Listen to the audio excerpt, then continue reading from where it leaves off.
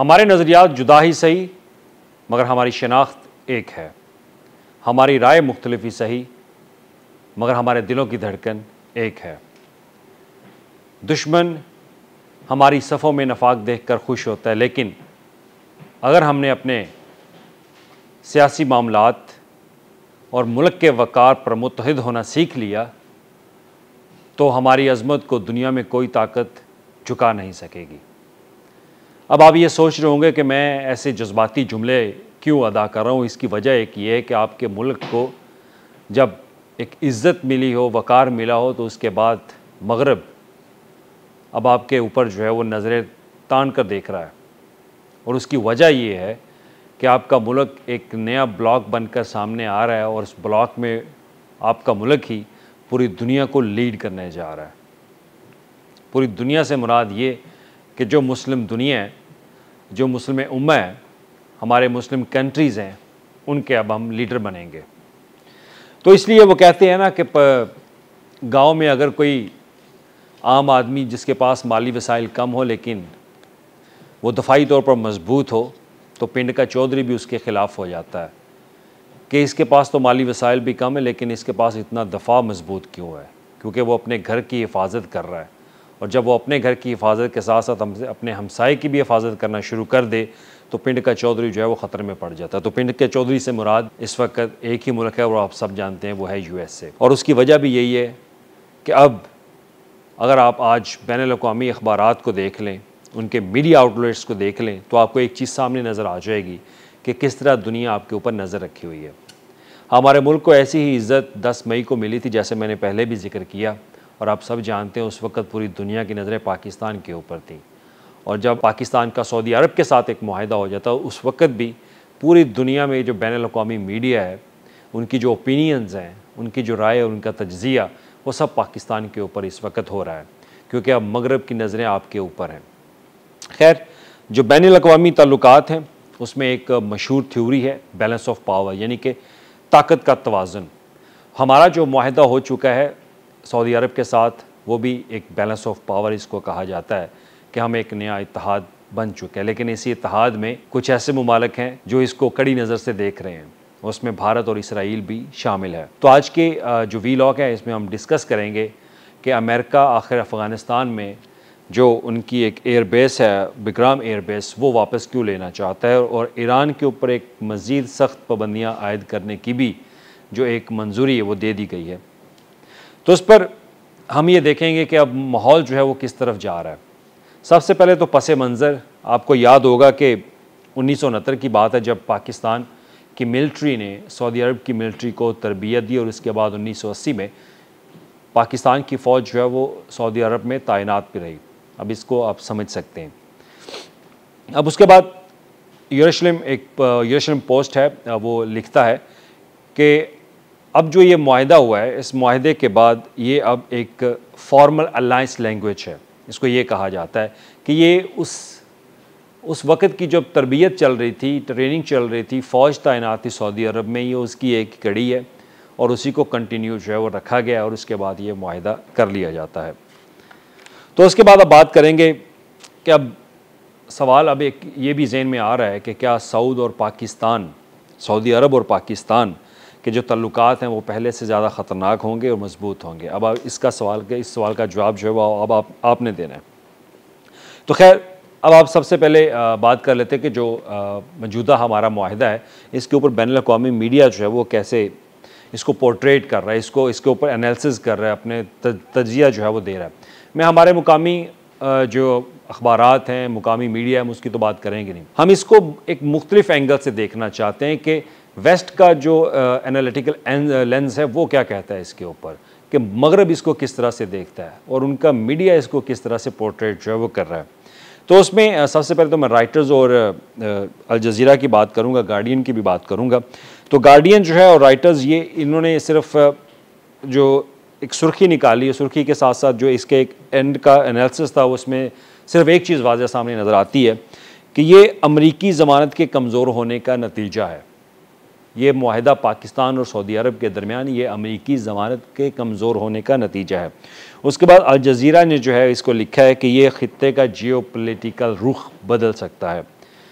अब आ जाती है उस मुल्क की जिसके बारे में ज़्यादा तशवीशनाक सूरत हाल जो है वो पाई जा रही है कि वो इस माहदे को कैसे देखता है, वो है भारत। भारत ने तो इसको इस्लामी नेटो की इस्लाह जो है वो दे दी है, और उसके जो वज़ारत ख़ारजा का बयान है वो भी सामने आया है कि वो इस माहदे को मुसलसल देख रहे हैं और इसको स्टडी कर रहे हैं और इसका मुताला कर रहे हैं कि इसके असरात क्या होंगे। और उसके बाद जो भारत में अपोजिशन है वो इसको मोदी की नाकाम सफारतकारी का इसको जो है वो स्लोगन के साथ इसको पुकार रहे हैं कि ये मोदी सरकार की एक नाकाम सफारतकारी है। तो उसके साथ ही अगर बात की जाए तो एक चीज़ मेरे जहन में आ रही है कि जब आप बैनुल-अक़वामी रद्द-ए-अमल को देखते हैं और उसके बाद भारत की बात होती है तो ये एक सिक्योरिटी डायलामा थ्योरी जो है वो मेरे जहन में आ रही थी कि जब पाकिस्तान का इत्तेहाद जो है वो बनता है तो भारत उसे ख़ित्ते में ख़तरा जो है वो समझता है, ना सिर्फ भारत बल्कि इसराइल भी। अब जब भारत की बात की जाए तो पाकिस्तान और सऊदी अरब का माहदा और इसराइल की बात ना की जाए तो मेरा ख्याल है कि फिर ये बैलेंस एक एनालिसिस नहीं होगा। अब बात करते हैं कि जो इसराइल का जो मीडिया है वो क्या कह रहा है। अब इसराइल के जो मीडिया है उसमें मैंने दो उनके जो आउटलेट्स हैं उनका इंतखाब किया, उसमें टाइम्स ऑफ इसराइल है और यरूशलेम पोस्ट है। टाइम ऑफ इसराइल लिखता है कि एक सवालिया निशान बनाकर, क्या ये मुआहिदा पाकिस्तान के एटमी प्रोग्राम से जुड़ा है, क्वेश्चन मार्क उसने डाल दिया। और उसके बाद वो अपना एनालिसिस करते हैं। एनालिसिस उनका एक मुआहिदे को साथ लेकर जो है वो चल रहे थे कि मुआहिदा क्या है, इससे होगा क्या, लेकिन साथ एक क्वेश्चन मार्क डाला जिसको उनको ख़तरा असल है, असल ख़तरा उनको हमारे एटमी पावर से है। तो उसके बाद वो यही लिखता है कि क्या ये मुआहिदा पाकिस्तान के एटमी प्रोग्राम से भी जुड़ा। दूसरा ये यरूशलेम पोस्ट वो एक लाइन पे लिखते हैं कि असल नुक्ता ये है कि मुस्लिम एटमी रियासत खुलेआम सऊदी अरब के साथ इत्तेहाद कर चुकी है और उनके साथ जुड़ चुकी है। ये यरूशलेम पोस्ट का है।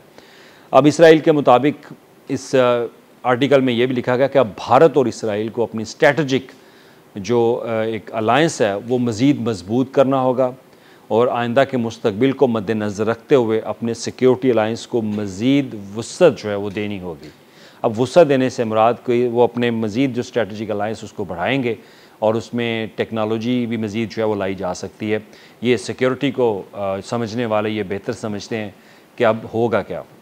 लेकिन बैनुल-अक़वामी मीडिया पर एक दफ़ा फिर पाकिस्तान का ज़िक्र हो रहा है और हमारे मुल्क के वक़ार और इज़्ज़त में इजाफ़ा हो रहा है, सिंपल सी बात है।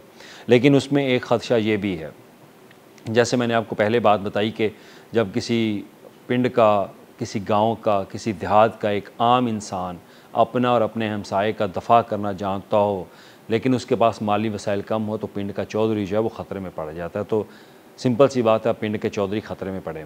जो मैंने इंट्रो दिया था, इंट्रो देने में उसका मकसद सिर्फ़ एक था कि हमें मुत्तहिद होकर रहना है। आज भी हमारे मुख्तलिफ़ जो सियासी तबके से रखने वाले अफराद हैं, मैंने पहले आपको कहा था कि हमारी राय और सोच मुख्तलिफ हो सकती है, लेकिन मुल्क के वक़ार के लिए हमें एक यकजा होना होगा, क्योंकि अब मगरब की ताकतें हमें जुदा करने के लिए, नफ़रत पैदा करने के लिए कुछ साजिशें जो है वो करेगी। और वो साजिश क्या है ये तो आने वाला मुस्तकबिल बताएगा, लेकिन नज़रें अब आपके ऊपर हैं। तो अब मेरा सवाल अब आपसे ये भी है कि क्या मिडल ईस्ट में पाकिस्तान वाकई ही कोई ऐसी कैलकुलेशन जो है वो करने जा रहा है कि या वो कैलकुलेशन का हिस्सा जो है वो बन सकता है। इस पे भी अपनी राय जो है वो ज़रूर दीजिएगा। और उसके बाद अब बात करते हैं अमेरिका और बग्राम एयर बेस की। अफ़गानिस्तान में जो बग्राम एयर बेस है, अमेरिका कहता है कि वो हम वापस लेंगे। अमेरिकी सदर डोनाल्ड ट्रंप ने कल बरतानिया में जो विज़िट किया और उसके बाद उन्होंने बरतानवी वज़ीर आज़म के हमरा एक मुश्तरका प्रेस कॉन्फ्रेंस करते हुए जो है वो ऐलान किया था कि बग्राम एयर बेस जो है वो अफ़गानिस्तान से वापस ली जाएगी। उसका मसला ये है कि वहाँ पे USA के मुताबिक चीन अपनी न्यूक्लियर एक इंडस्ट्री जो है वो कायम करने जा रहा है। अब उसका मकसद सिर्फ ये है कि 1 घंटे की जो दूरी है उससे मुराद उनका, क्योंकि हमारा CPEC जो है वो अफ़गानिस्तान के साथ भी अटैच हो रहा है और जो बेल्ट एंड रोड इनिशिएटिव है उसके तहत हमारा CPEC प्रोजेक्ट है और CPEC प्रोजेक्ट जो है वो अफ़गानिस्तान तक भी उसको फैलाया जा रहा है। तो लिहाजा वो इसको मद्देनज़र रखते हुए ये सोच रहे हैं कि वहाँ पर एटमी हथियार जो है वो बनाए जा रहे हैं, तो लिहाजा वो बग्राम एयर बेस जो है वो वापस लेना चाहते हैं। तो ये जो समझते हैं USA के जो दूरंदेश जो पॉलिटिकल से सिक्योरिटी से रिलेटेड जो लोग हैं वो लिखते भी यही कि चाइना की कंट्रोल पॉलिसी जो है उसको उन्होंने ख़त्म करना है। और आपने देखा होगा कि चाइना ने जब अपना V-Day के ऊपर परेड की तो उन्होंने पूरी दुनिया को दिखाया, वेस्ट को दिखाया कि उनके पास ताकत है, अकेले आप चौधरी नहीं है, चौधरी वो भी हैं, लेकिन वो फिर भी अमन की बात करते हैं। और उसके बाद आ जाती है कि IFCA, इसमें ईरान को एक इस्तिस्ना जो है वो हासिल था, और इसमें इस पॉलिसी के तहत अमेरिका ने 2018 में एक अफ़गानिस्तान और उसके साथ जो ईरान के चाह बहार बंदरगाह है उस मंसूबे के लिए जो है इस्तिस्ना दे रखा गया था कि यहाँ पे आप काम जो है वो कर सकते हैं, लेकिन वो अब मनसूख होने जा रहा है। 29 सितंबर को ये मनसूख जो है वो कर दिया जाएगा। और सिंपल सी बात है, एक बार फिर डोनाल्ड ट्रंप ने ये भारत पर हमला किया है, क्योंकि भारत ही चाबहार का एग्रीमेंट जो है वो ले चुका था और वो उसकी वहाँ पे सरमायाकारी जो है वो कर रहा था, लेकिन अब उनके लिए एक बड़ी मुश्किल जो है वो बढ़ चुकी है। तो दूरअंदेश कहते हैं कि 3 बड़े ब्लॉक्स हैं, ब्लॉक्स में पाकिस्तान, सऊदी अरब, उसके साथ दीगर मुस्लिम ममालिक शामिल होने जा रहे हैं। अब मुख्तलिफ राय जो है आपने TV पे भी देखा होगा, मुख्तलिफ जो एनालिस्ट हैं वो ये बात कर रहे हैं कि हो सकता है इजिप्ट जो है वो भी शामिल हो जाए, UAE भी शामिल हो जाए, कतर भी शामिल हो जाए, लेकिन ये तो वक्त ही बताएगा, क्योंकि जो दफ़ा को देखने वाले हुकाम हैं वो अभी इस मामले को बहुत खुफिया जो है वो रखे हुए हैं, क्योंकि किसी को नहीं पता था कि पाकिस्तान सऊदी अरब के साथ जो है वो ये मुआहिदा करने जा रहा था। पूरी दुनिया में किसी को नहीं मालूम था, और जब ये ख़बर सामने आई तो पूरी दुनिया जो है वो एक दफ़ा उनको फिर शेक किया गया है। तो इसमें अब बैलेंस ऑफ पावर के साथ साथ सिक्योरिटी डायलामा की थ्योरी जो है वो इसका एक कंक्लूजन यही है कि हम तवाज़न भी चाहते हैं ताकत के साथ, और अपना असर रसूख जो है वो भी चाहते हैं। लेकिन अब सवाल ये है कि इसके बीच जो है वो आम मुसलमान ममालिक उनको क्या मिलेगा? क्या हम सिर्फ ताकत का ही इस्तेमाल करेंगे, हमारे मुआशी मसाइल जो हैं वो भी हल होंगे, या फिर अमन होगा, या फिर मज़ीद जंग होगी? लेकिन असली ताकत हथियारों या मुआहिदों में नहीं, बल्कि कौम को शऊर देने, तालीम देने और उनको इत्तेहाद यानी कि उनको मुत्तहिद करने में, जैसे मैंने पहले अपने इंट्रोडक्शन में जो है वो बात की। अब ये मुआहिदे उस वक़्त कामयाब होंगे जब मुसलमान जो हैं वो इज्तमाई ताकत को पहचानेंगे, और अगर वो नहीं पहचानेंगे तो फिर उसके बाद ये होगा कि ये सब आलमी ताकतें जो हैं वो एक ग्रेट गेम का जो है वो हिस्सा बनेगी। तो मकसद एंड पे मैसेज सिर्फ ये है कि आपने मुत्तहिद रहना है। अगर आप मुत्तहिद रहेंगे तो हमारे मुल्क का वक़ार बुलंद रहेगा, वरना जो दुश्मन है वो आपको गिरा भी सकता है, आपके अंदर इख्तलाफात भी पैदा कर सकता है, और आपके साथ ऐसे इश्यूज़ जो है वो खड़ा करेगा कि आप आने वाले वक्त में देखेंगे कि वो किस तरह से मसाइल हमारे सामने आएंगे। क्योंकि आपने जो मुआहिदा किया है इसमें पूरी दुनिया को मैसेज दिया है कि वी आर द स्ट्रॉन्गेस्ट।